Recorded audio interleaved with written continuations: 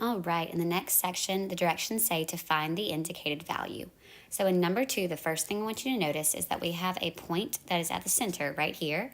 And all of these angles and arcs are going to be, the angles are going to be central angles, and the arcs are going to be the arcs associated with those central angles. So remember that those are going to be congruent, meaning that if this arc is 70 from F to G, that means that this angle, this central angle, also has to be 70. Okay.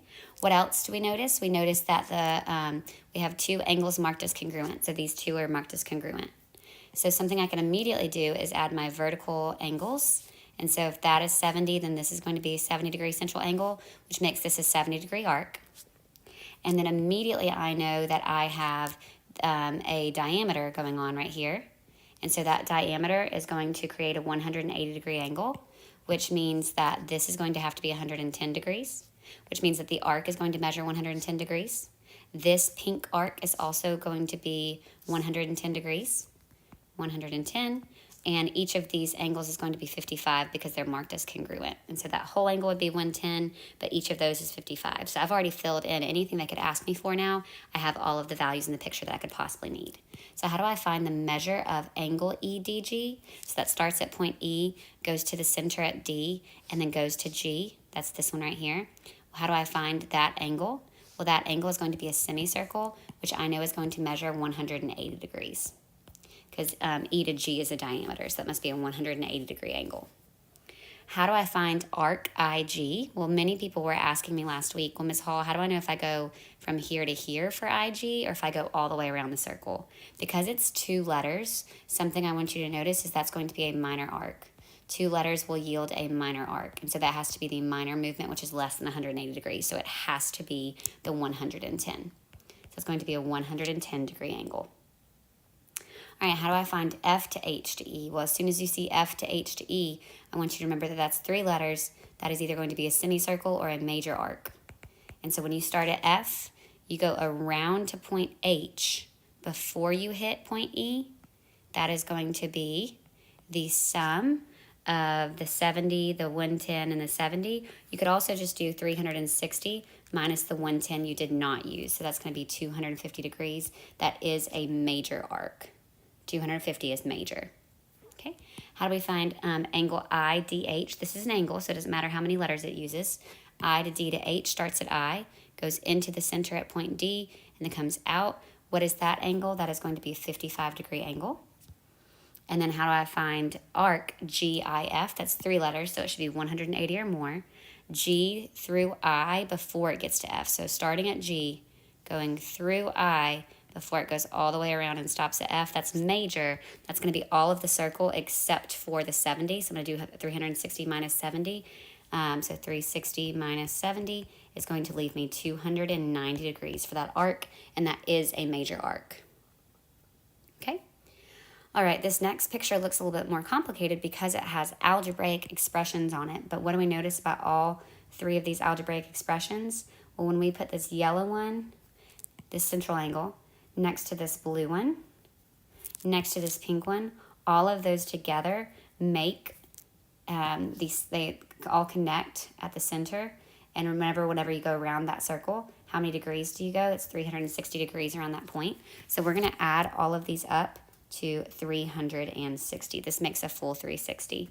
So you're going to do 10a minus 4 plus 8a plus 6 plus 6a minus 2, and all of those should add up to 360 degrees. So there's the blue part, there is the, that's the pink part, here is the blue part, the light blue part, and then here's the yellow part. All 3 of those should add up to 360.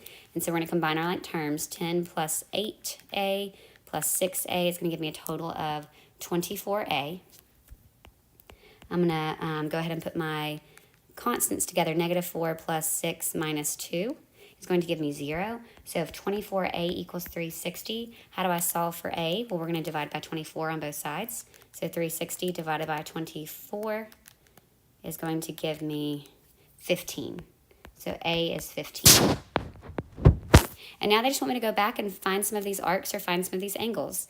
And so how do I find arc FH, starting at F, going to H? Again, that's minor. I'm going to plug that in. That's going to be 10 times 15 minus 4. So 10 times 15, of course, is going to give me 150 minus 4. That is going to give me a 146 degree minor arc. Again, that's 2 letters, so I know that that's a good answer. How do I find HGF? Starting at H, touching G first, and then going to F.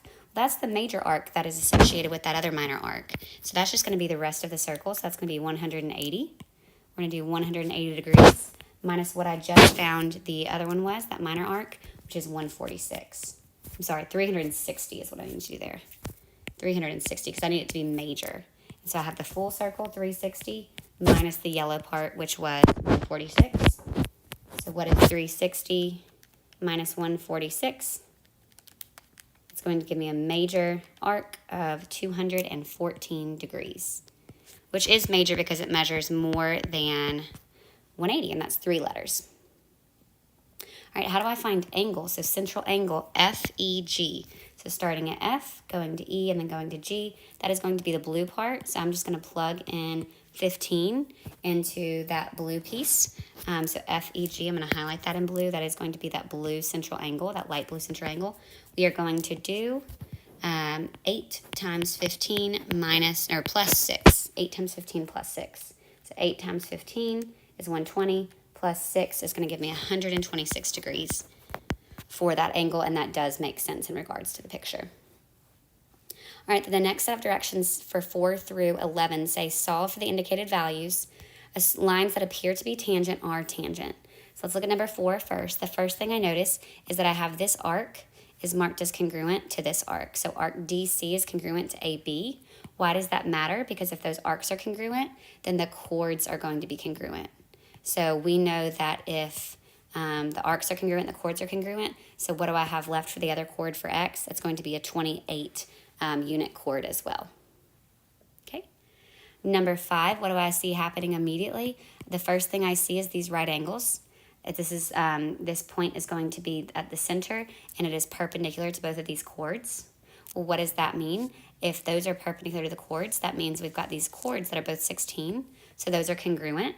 If those chords are congruent, what does that mean about their arcs, their corresponding arcs? Those arcs are also going to be congruent. So the pink pieces are congruent, the blue pieces are congruent, and those yellow pieces are congruent as well. So I know that this is going to be 108 degrees. That arc is 108 degrees as well. Now, number 6, we do appear to have some tangent lines. What are those? Where are those tangent lines? There appears to be one here, and there appears to be one here. It says that lines that appear to be tangent are tangent, so we get to add those right angles there. Okay. So what does this mean? Well, we've got a quadrilateral on this circle. We know that those add up to 360, so I could do 360 minus 90 minus 90. And what am I going to have left? 180. Well, 140 and X are going to have to add up to 180. So we know that 140 plus X, those are not congruent, you can tell, because one is acute and one is obtuse. But those have a sum of 180, which means that I'm going to have 40 degrees left for X, because those are going to be supplementary to each other. Okay. All right, number 7 looks complicated, but we're just going to take it step by step. It looks like I've got some inscribed angles. They're not going to the center. They're vertexes on the circle. So I've got this inscribed angle. And then I also have this yellow inscribed angle. So how do I find X? Well, if you look at the yellow inscribed angle, it's got an arc there, which is 44. So if I take that 44, X is going to be 44 divided by 2, which is going to give me a 22 degree angle, because that is going to be an inscribed angle.